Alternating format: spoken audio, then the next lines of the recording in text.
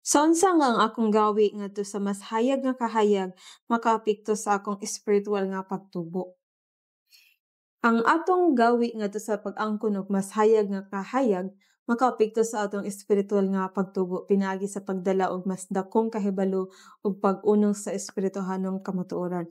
Embracing present truth with openness ug pagka mapainobsanon pareho sa usa ka bata nga buot magkat-on or willing makat-on.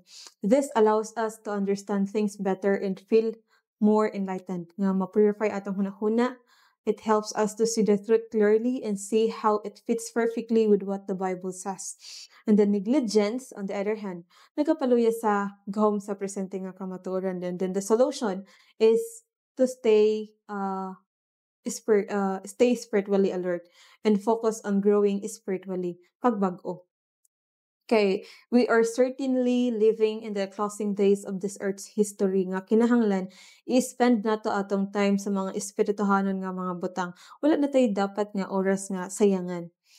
Kung kita buot nga makasinati og espirituhanong pagtubo, niini nga panahon na answer the call. Wake up and boldly speak the truth. Give the trumpet a certain sound. Proclaim it with power. The Lord bids us cry aloud, spare not, lift up thy voice like a trumpet, and show my people their transgression and the house of Jacob their sins.